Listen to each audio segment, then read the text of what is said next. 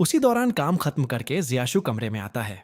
सांगयान उससे कहता है, संगजी को तुमसे कुछ चाहिए, उसे अभी फोन कर लो। जियाशु उसे कॉल करता है। संगजी कहती है, मेरी नोटबुक तुम्हारे कमरे में रह गई है। जियाशु जवाब देता है, ठीक है, मैं सांगयान से कह दूंगा कि वह तुम्हें दे दे। संगजी तुरंत कहती है, वह बिल्कुल नई नोटबुक है, मुझे उसे कल जमा करना है। जियाशु बोला, तो फिर सांगयान से बात करो। संगजी नाराज होकर कहती है, अगर मैं उससे बात करूंगी तो वह मुझे डांटेगा। जियाशु ने पूछा, तुम स्कूल कितने बजे जाती हो? संगजी ने समय बता दिया। तब जियाशु ने कहा, क्या तुम सुबह 6 बजे उठ सकती हो? संगजी हैरानी से बोली, क्यों? जियाशु ने कहा, मैं तुम्हारी निबंध लिखने में मदद कर दूंगा। सुबह 6 बजे बस स्टॉप पर आ जाना, मैं वहीं तुम्हारा इंतजार करूंगा। अलार्म लगाना मत भूलना। यह सुनकर संगजी ने कई सारे अलार्म लगा लिए और अगले दिन ठीक 6 बजे उठकर बस स्टॉप पहुंच गई। लेकिन जियाशु वहां नहीं आया। वह काफी देर तक उसका इंतजार करती रही। तभी एक फ्लैशबैक दिखाई देता है। क्लास में संगशी का ध्यान पढ़ाई में बिल्कुल नहीं था। वह कहीं खोई हुई थी। शिक्षक ने उसे डांटते हुए कहा, क्लास के बाद मेरे ऑफिस में आना। इसके बाद उदास चेहरा लिए संगजी स्कूल से निकलती दिखाई देती है। आज जियाशु को आना था, लेकिन वह नहीं आया था। चलते चलते अचानक उसका संतुलन बिगड़ गया और वह गिरने लगी। तभी जियाशु ने आगे बढ़कर उसे संभाल लिया। संगजी ने शिकायत भरे स्वर में कहा, तुम इतने देर से क्यों आए? तुम्हें पता है स्कूल कब खत्म होता है? जियाशु ने मुस्कुराते हुए माफी मांगी और कहा, चलो अब तुम्हारे टीचर से मिलते हैं। संगजी ने तुरंत कहा, वह तुम्हें जो भी कहें बस चुपचाप सुन लेना। इसके बाद दोनों शिक्षक के ऑफिस पहुंचते हैं। जियाशु अपना परिचय देते हुए कहता है कि वह उसका बड़ा भाई है। शिक्षक उसे संगशी के बारे में बताते हैं। यह हमारी सबसे अच्छी छात्राओं में से एक है, लेकिन आजकल पढ़ाई पर ध्यान नहीं देती। लेक्चर के दौरान लगातार चित्र बनाती रहती है। यह सुनकर जियाशु संगशी की ओर मुड़ा और बोला, पहले टीचर से माफी मांगो। फिर उसने शिक्षक से कहा, यह हमेशा आपके बारे में बातें करती रहती है। कहती है कि आपकी मेहनत और मार्गदर्शन की वजह से ही वह इस क्लास में इतना अच्छा कर पा रही है। उसके बाद उसने फिर से संगशी को कहा, एक बार और माफी मांगो। इस बार संगशी ने पूरी ईमानदारी से शिक्षक से क्षमा मांग ली।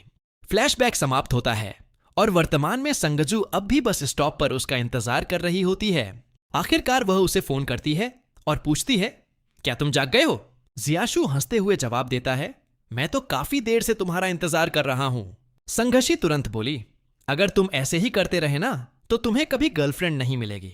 तभी जियाशु वापस आता दिखाई देता है और कहता है, मैं तुम्हारे लिए दूध लेने दुकान गया था। फिर उसने उसे बैठाकर कहा, अब अपना काम करो और दूध पी लो। लेकिन संगजू ने दूध अपने बैग में रख लिया। उसने अचानक पूछा, तुम कहां रहते हो? मुझे तो लगा था कि तुम इसी शहर के हो। जियाशु ने जवाब दिया, नहीं, मैं दूसरे शहर से हूं। संगजी कुछ देर चुप रही, फिर बोली, तो क्या गर्मियों की छुट्टियों में तुम अपने घर चले जाओगे? जियाशु ने उसकी ओर देखते हुए कहा, अपना काम करो, इतनी सारी बातें क्यों पूछ रही हो?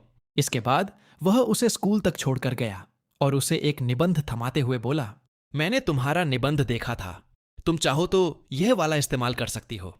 घर लौटने के बाद संगजी दूध को फ्रिज में रखने जाती है, लेकिन उसे डर था कि कहीं कोई उसे फेंक ना दे, इसलिए वह दूध वापस अपने कमरे में ले आती है।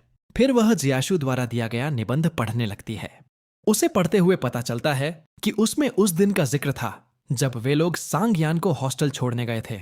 उस निबंध में जियाशु ने एक पंक्ति और लिखी थी, अगर तुम यह पढ़ रही हो तो मुझे खुशी है।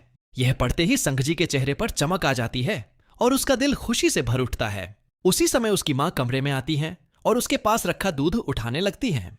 संगजी तुरंत मना करते हुए कहती है, मैं इसे पीने नहीं वाली हूं, मैं तो बस इसे देख रही थी और इसका चित्र बना रही थी। लेकिन उसकी मां को डर था कि कहीं वह गलती से इसे पी न ले और बीमार न पड़ जाए। तभी उसके पिता कमरे में आते हैं और कहते हैं, तुम्हारी मां और मैं एक शादी में जा रहे हैं, तुम घर पर अपने भाई के साथ रहना। यह सुनकर वह तुरंत विरोध करती है, मैं उसके साथ नहीं रहना चाहती। पिता ने मुस्कुराकर कहा, वह तुम्हें परेशान नहीं करेगा और अगर उसने ऐसा किया तो मैं उसकी पॉकेट मनी बंद कर दूंगा। माता पिता के जाने के बाद उसका भाई पूरे घर में उसे ढूंढता फिरता है। जब आखिरकार वह उसे मिल जाती है तो वह पूछता है, तुम मेरे फोन क्यों नहीं उठा रही थीं? संगजी ने रूखे स्वर में जवाब दिया, क्योंकि मैं तुम्हारे साथ नहीं जाना चाहती। उसी समय उसके दोस्त का फोन आता है। वह कहता है, चलो बाहर जाकर कुछ खाते हैं। फिर वह संगजी से कहता है, तैयार हो जाओ, हम निकल रहे हैं। संगजी तैयार होकर बाहर कार तक आती है, लेकिन जैसे ही उसकी नजर उसके भाई के मोटे दोस्त पर पड़ती है, उसका चेहरा उतर जाता है। उसी समय उसका भाई भी उसे गाड़ी में बैठा लेता है। कार में बैठते ही जियाओ को नींद आ गई। जब तीनों दोस्त आपस में बातें कर रहे थे, तब संगशी चुपचाप जियाशु को देख रही थी। जियाशु की नजर भी उस पर पड़ी और उसने मुस्कुराते हुए कहा, तुमने मुझे हेलो भी नहीं कहा। संगशी ने धीरे से कहा, हेलो। जियाशु ने शरारती अंदाज में पूछा, तो अब तुम्हें मैं हैंडसम लगने लगा हूं क्या? यह सुनते ही सांगयान का चेहरा चिढ़ से भर गया। संगशी तुरंत बोली, मैंने ऐसा कब कहा? जियाशु हंसते हुए बोला, फिर मुझे देखते ही तुम्हारे गाल लाल क्यों हो जाते हैं? यह सुनकर संगशी एकदम चुप हो गई। पीछे बैठा उनका दोस्त माहौल हल्का करने के लिए बोला, इसकी बातों पर ध्यान मत देना, यह बिल्कुल अच्छा इंसान नहीं है। लेकिन जियाशु को यह बात बिल्कुल पसंद नहीं आई। कुछ देर बाद वे लोग रेस्तरां पहुंच गए। सांगयान के दोस्त नीचे उतर गए। संगशी ने कहा, मुझे यहीं छोड़ दो, मैं अंदर नहीं जाना चाहती। सांगयान ने जवाब दिया, यहां गाड़ी रोक नहीं सकता, पार्किंग की जगह नहीं है। फिर उसने जियाशु से कहा, तुम इसके साथ रुको, मैं कार पार्क करके आता हूं। जियाशु ने तुरंत महसूस कर लिया कि संगशी किसी परेशानी में है। उसने पूछा, क्या हुआ? संगशी झिझकते हुए बोली, मुझे वॉशरूम जाना है। वह उसे वॉशरूम ढूंढने ले गया। रास्ते में उसकी स्कर्ट पर लगे दाग देखकर जियाशु समझ गया कि उसे पहली बार पीरियड्स आए हैं। उसे वॉशरूम तक पहुंचाने के बाद उसने पूछा, तुम्हारे पास टिश्यू है? संगशी ने सिर हिलाकर कहा, नहीं। जियाशु बोला, तुम यहीं रुको, मैं अभी लेकर आता हूं। वह तुरंत बाजार की तरफ भागा और रास्ते में सांगयान को फोन करके बताया कि संगशी की तबीयत ठीक नहीं है। सांगयान भी बात समझ गया और जियाशु से उसकी मदद करने को कहा। दोनों लड़कों के लिए पैड खरीदना बेहद शर्मिंदगी भरा था, लेकिन फिर भी उन्होंने हिम्मत करके जरूरी सामान खरीद लिया। इसके बाद जियाशु ने कहा, हमें इसके लिए एक नई स्कर्ट भी लेनी चाहिए। उन्होंने एक लड़की की मदद से सारा सामान संगशी तक पहुंचवा दिया। कपड़े बदलकर जब वह बाहर आई, तब उसका भाई उसे अपने साथ अंदर ले गया। जैसे ही वह मेज पर बैठी, जियाशु उसके लिए पानी लेकर आ गया। संगशी को बीफ और मटन से एलर्जी थी। खाना आने के बाद जियाशु बढ़ी, सावधानी से उसकी प्लेट में मौजूद मांस अलग करने लगा ताकि उसे कोई परेशानी न हो। खाना खत्म होने के बाद सब लोग जाने की तैयारी करने लगे। तभी सांगयान को कोई जरूरी काम याद आ गया। वह संगशी को अपने दोस्तों के साथ छोड़कर चला गया।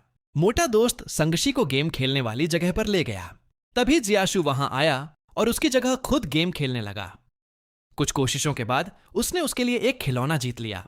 खिलौना उसे देते हुए उसने मुस्कुराकर कहा, अब मत रोना छोटी बच्ची। यह सुनकर संगशी के चेहरे पर प्यारी सी मुस्कान आ गई। तभी एक पुराना दृश्य सामने आता है। जियाशु उसके रिपोर्ट कार्ड के साथ चल रहा था। उसने कहा, आज मैं तुम्हें घर तक छोड़ूंगा और रास्ते भर डांटूंगा भी। संगशी ने तुरंत कहा, मेरा भाई मुझे कभी नहीं डांटता था। जियाशु बोला, अच्छा, तो फिर मैं तुम्हारे भाई से बात करूंगा। नहीं। संगशी तुरंत घबरा गई। जब उसने देखा कि जियाशु लगातार उसे चिढ़ा रहा है, तो उसकी आंखों में आंसू आ गए। उसे रोता देखकर जियाशु घबरा गया और बोला, अरे मैं तो मजाक कर रहा था, मैं ऐसा कुछ नहीं करूंगा। यह सुनते ही संगशी फिर से खुश हो गई। उसके बाद जियाशु उसे घर तक छोड़ने गया। उसने कई बार कहा कि वह अपने काम पर जाए, लेकिन जियाशु ने साफ कहा, पहले तुम्हें घर छोड़ूंगा, फिर जाऊंगा। अगले दृश्य में संगशी अपनी एक दोस्त के साथ एक रेस्तरां में आती है। वहां वह जियाशु को काम करते हुए देखती है। जियाशु उन्हें मेन्यू देता है और खाने का चुनाव करने को कहता है। उसकी दोस्त मेन्यू पढ़ने में व्यस्त थी, लेकिन संगशी चुपके चुपके सिर्फ जियाशु को देख रही थी। खाना खत्म होने के बाद वह उसके पास गई और पैसे देने लगी, लेकिन जियाशु ने मुस्कुराकर कहा, मैं तुमसे पैसे नहीं ले सकता। इसी दौरान रेस्तरां का मालिक जियाशु से कहता है, मैं तुम्हें 15 दिनों की सैलरी एडवांस दे देता हूं। संगशी ने यह बात भी सुन ली। कुछ देर बाद जियाशु उसके पास आया और बोला, अंधेरा होने से पहले घर चली जाना। संगशी ने सिर हिलाकर कहा, ठीक है। वह वहां से चली गई, लेकिन थोड़ी दूर जाकर वापस लौट आई और धीरे से पूछने लगी, क्या तुम्हें पैसों की जरूरत है? जियाशु ने तुरंत कहा, नहीं, ऐसी कोई बात नहीं है। इसके बाद वह फिर से वहां से चली गई। जब जियाशु वापस मेज के पास आया, तो उसने देखा कि संगशी चुपके से पैसे छोड़ गई थी। वह समझ गया कि यह उसकी मदद करने का तरीका था। संगशी घर की ओर जा रही थी और उसकी दोस्त भी उसके साथ थी। तभी जियाशु की नजर उन दोनों पर पड़ गई। संगशी का एक सहपाठी उसके सामने आकर बोला, तुम मुझे नजरअंदाज क्यों कर रही हो? मेरे संदेशों का जवाब भी नहीं देती। संगशी ने पूछा, किस बात का जवाब? लड़का हिम्मत जुटाकर बोला, मैं तुम्हें बताना चाहता हूं कि मैं तुम्हें पसंद करता हूं। संगशी ने बिना झिझक जवाब दिया, यह संभव नहीं है, तुम्हें अपनी पढ़ाई पर ध्यान देना चाहिए। उसकी बात सुनकर लड़के की आंखें भर आईं। उसी समय जियाशु भी वहां पहुंच गया। लड़का उदास होकर वहां से चला गया। संगशी ने जियाशु से पूछा, क्या तुम हमारी सारी बातें सुन रहे थे? जियाशु ने शांत स्वर में कहा, हां। संगशी बोली, हाई स्कूल में डेटिंग नहीं करनी चाहिए। फिर उसने जल्दी से कहा, और तुमने सुना ना, मैंने उसे मना कर दिया था। जियाशु ने मुस्कुराकर जवाब दिया, मुझे तुम पर भरोसा है, लेकिन अगर कोई तुम्हें पसंद करता है तो यह बुरी बात नहीं है। बस तुम्हें उसे थोड़ा नरमी से मना करना चाहिए था, इतना नहीं कि वह रोने लगे। संगशी ने तुरंत विरोध किया, मैंने उसे नहीं रुलाया। कुछ देर बाद जियाशु ने पूछा, क्या तुम अकेले घर चली जाओगी? संगशी ने कहा, हां। तब जियाशु ने उसके छोड़े हुए पैसे उसे वापस देते हुए कहा, मेरी चिंता करने की जरूरत नहीं है। अगर मुझे किसी चीज की जरूरत होगी तो मैं खुद बता दूंगा। संगशी बोली, अगर मेरी जगह मेरा भाई होता तो मैं उसकी भी मदद करती। जियाशु कुछ पल चुप रहा, फिर हल्की मुस्कान के साथ बोला, अच्छा लगता है यह जानकर कि कोई मेरी भी चिंता करता है। इतना कहकर उसने उससे विदा ली और चला गया। अगले दृश्य में संगशी एक खेल प्रतियोगिता में हिस्सा ले रही थी। दर्शकों में उसका भाई बैठा हुआ था। उसे देखते ही वह मजाक उड़ाते हुए बोला, तुम तो बहुत छोटी हो, कैसे जीतोगी? संगशी ने नाराज होकर कहा, मैं इतनी भी छोटी नहीं हूं। उसी समय उसने खुशी खुशी जियाशु का स्वागत किया। जियाशु की नजर उसकी शर्ट पर बने सूरजमुखी के फूल पर गई। उसने मुस्कुराकर कहा, तुम्हारा यह सूरजमुखी बहुत सुंदर है। यह सुनकर संगशी शर्म से अपना सूरजमुखी छिपा लेती है और वहां से चली जाती है। जियाशु उसके पीछे आता है और पीछे से उसके सिर पर एक कैप पहना देता है। उधर सांगयान तस्वीरें खींच रहा था, क्योंकि उनके पिता ने उससे ऐसा करने को कहा था। संगशी बार बार कह रही थी, मेरी फोटो मत लो, लेकिन वह उसकी बात नहीं सुन रहा था। आखिरकार जियाशु ने कैमरा उसके हाथ से ले लिया और कहा, अपनी बहन को परेशान मत करो। अब प्रतियोगिता में संगशी की बारी थी। पहली लड़की ने आसानी से हाई जंप पूरा कर लिया। दूसरी बारी संगशी की थी। वह दौड़कर कूदी, लेकिन संतुलन बिगड़ गया। गद्दे पर गिरने के बजाय वह सीधे नीचे जमीन पर गिर पड़ी। उसे चोट लग गई। यह देखकर सांगयान तुरंत उसकी ओर दौड़ा।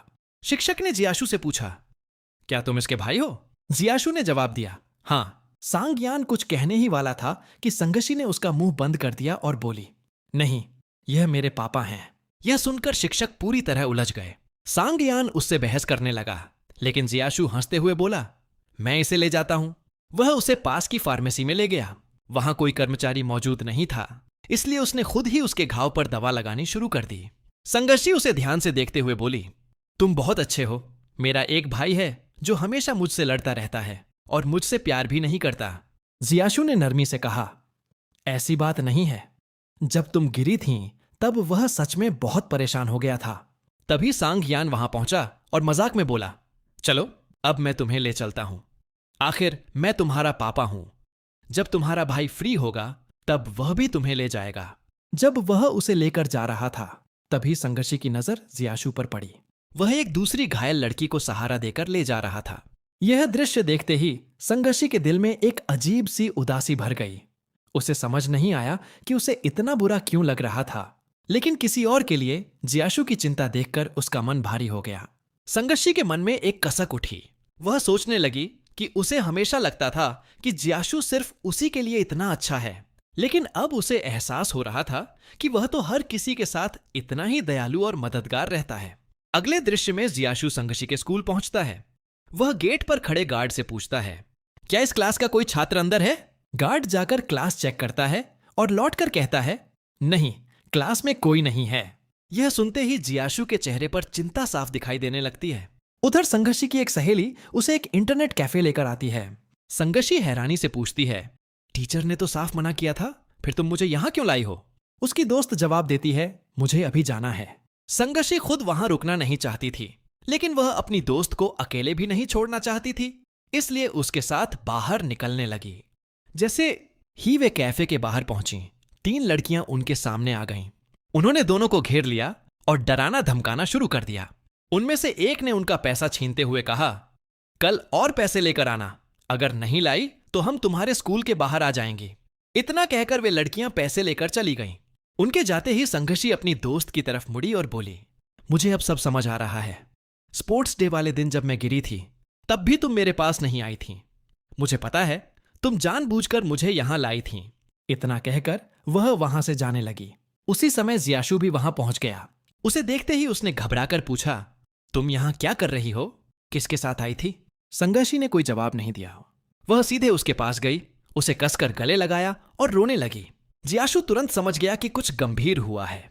वह उसे पास के एक कैफे में ले गया, बैठाया और उसके लिए जूस लेकर आया। फिर उसने नरमी से पूछा, क्या हुआ? अगर तुमने मुझे नहीं बताया तो मैं तुम्हारे परिवार को बता दूंगा। संघर्षी ने आंसू पोंछते हुए कहा, मैं आपको भी बताऊंगी और घर पर भी सब सच बता दूंगी। इसके बाद उसने पूरी घटना विस्तार से जियाशु को बता दी। सब सुनने के बाद जियाशु बोला, तुमने बिल्कुल सही सोचा। ऐसी बातों के बारे में अपने माता पिता को जरूर बताना चाहिए। फिर वह उसे अपनी साइकिल पर बैठाकर घर छोड़ने लगा। रास्ते में उसने जानबूझकर एक नया रास्ता चुना और मुस्कुराकर कहा, यह रास्ता कितना सुंदर है ना? संघर्षी ने चारों ओर देखा और उसे भी वह रास्ता बहुत अच्छा लगा। घर पहुंचने से पहले जियाशु ने फिर कहा, जो कुछ हुआ है वह अपने माता पिता को जरूर बताना। इसके बाद उसने कुछ पैसे निकालकर संघर्षी को देने चाहे। संघर्षी ने लेने से मना कर दिया, लेकिन जियाशु ने जबरदस्ती उसके हाथ में पैसे रख दिए और फिर वहां से चला गया। अगले दिन जब संघर्षी स्कूल से बाहर निकली तो उसने देखा कि उसका भाई अपने दोस्तों के साथ उसका इंतजार कर रहा है। सांग्यान ने सीधे पूछा, मुझे बताओ तुम्हें किसने परेशान किया था? संघर्षी उन्हें उस जगह ले गई और उन तीनों लड़कियों के बारे में बता दिया। इसके बाद वे लोग संघर्षी को वहीं छोड़कर इंटरनेट कैफे के पास पहुंचे। वहां पहुंचते ही सांग्यान ने उन लड़कियों के सामने जाकर उनके हाथों में पकड़ी सिगरेट अपने पैरों से कुचल दी और सख्त आवाज में कहा, मेरी बहन को क्यों परेशान किया था? डर के मारे लड़कियां कांपने लगीं। उन्होंने जल्दी से कहा, हम उसके पैसे वापस कर देंगे। तभी जियाशु ने गंभीर स्वर में कहा, किसी को भी इस तरह परेशान करना गलत है। आज के बाद ऐसा कभी मत करना। जियाशु की बात सुनकर वे लड़कियां और भी डर गईं और सिर झुकाकर बैठ गईं। इसके बाद सब लोग वापस संघर्षी के पास आए, लेकिन किसी ने उसे पूरी बात नहीं बताई। सांग्यान ने बस उसका पर्स लौटाया और कहा कि अब सब ठीक है। इसके बाद एक फ्लैशबैक दिखाई देता है। संघर्षी उस छोटे बल्ब पर चित्र बना रही थी जो कभी जियाशु ने उसे दिया था। फिर उसने उस बल्ब को अपने टेबल लैंप में लगा दिया। इतने समय बाद भी उसने वह यादगार चीज संभाल कर रखी हुई थी। अगले दृश्य में परीक्षा परिणाम घोषित होते हैं। संघर्षी के माता पिता उसकी रिपोर्ट कार्ड देखते हैं। उसमें वह फिजिक्स में मुश्किल से पास हुई थी। यह देखकर उसके पिता ने फैसला किया कि अब उसके लिए एक ट्यूटर रखा जाएगा। शुरुआत में उसका भाई उसे पढ़ाने की कोशिश करता है। वह फिजिक्स समझाना शुरू करता है, लेकिन संघर्षी के सवाल खत्म होने का नाम ही नहीं लेते। कुछ देर बाद सांग्यान पूरी तरह परेशान हो जाता है और दोनों की बहस शुरू हो जाती है। नाराज होकर संघर्षी अपनी मां के पास जाकर कहती है, मैं इससे नहीं पढ़ूंगी। उधर सांग्यान भी कह देता है, मैं भी इसे नहीं पढ़ाऊंगा। आखिरकार पिता कहते हैं, ठीक है, मैं इसके लिए एक ट्यूटर रख देता हूं। अगले दिन संघर्षी को पता चलता है कि नया ट्यूटर आने वाला है। वह अपनी किताबें लेकर नीचे आती है, लेकिन वहां कोई नहीं होता। फिर उसकी नजर रसोई की तरफ जाती है। वहां जियाशु खड़ा खाना बना रहा होता है। कुछ ही देर में वह उसके लिए नूडल्स बनाकर ले आता है। खाना खाने के बाद उसका भाई और जियाशु गेम खेलने लगते हैं। तभी संघर्षी अपनी किताबें लेकर उनके पास आ जाती है। सांग्यान कहता है, अभी अभी खाना खाया है, थोड़ी देर बाद पढ़ाई करेंगे। उसी दौरान जियाशु उसे अपना सीवी दिखाता है। उसमें उसकी फोटो नहीं लगी थी। संघर्षी शरारत में उसका चित्र बनाने लगती है, लेकिन तस्वीर बिल्कुल सही नहीं बन रही थी। जियाशु यह देख लेता है। वह मुस्कुराते हुए उसके सामने अलग अलग पोज देने लगता है ताकि वह सही चित्र बना सके। कुछ देर बाद संघर्षी अपने कमरे में चली जाती है। थोड़ी देर बाद जियाशु भी उसे पढ़ाने के लिए उसके कमरे में आता है। वह हंसते हुए कहता है, जरा अपना फोन दिखाओ, देखूं तुमने मेरी तस्वीर कैसी बनाई है। संघर्षी तुरंत मना कर देती है, मैंने कोई तस्वीर नहीं बनाई, आप पढ़ाइए। जियाशु उसकी कॉपी देखता है और फिर पढ़ाना शुरू कर देता है। समझाते समझाते वह कहता है, मैं हफ्ते में 3 दिन तुम्हें पढ़ाने आऊंगा, बाकी 3 दिन काम करूंगा, इतना काफी रहेगा। अगले दिन वह फिर पढ़ाने आता है। उसकी आंखों के नीचे थकान साफ दिखाई दे रही थी। संघर्षी ने चिंता से पूछा, क्या आपको ठीक से नींद नहीं मिली? जियाशु ने हल्की मुस्कान के साथ कहा, काम थोड़ा ज्यादा था। संघर्षी बोली, मैं अपना होमवर्क कर लेती हूं, तब तक आप आराम कर लीजिए। जियाशु ने उसे कुछ सवाल हल करने के लिए दिए और खुद सोफे पर लेट गया। कुछ ही मिनटों में उसे नींद आ गई। सोते हुए उसे देखकर संघर्षी ने धीरे से अपनी शर्ट उठाई और उसके ऊपर ओढ़ा दी ताकि उसे ठंड न लगे। फिर वह चुपचाप बैठकर अपना काम करने लगी। कुछ देर बाद जब जियाशु की आंख खुली तो उसने देखा कि संगशी फिर से कुछ चित्र बना रही है। वह तुरंत बोला, मैंने जो काम दिया था उसका क्या हुआ? संगशी ने अपनी कॉपी उसके सामने रख दी। जियाशु ने ध्यान से देखा। उसने लगभग सारे सवाल सही किए थे, सिर्फ एक सवाल में गलती थी।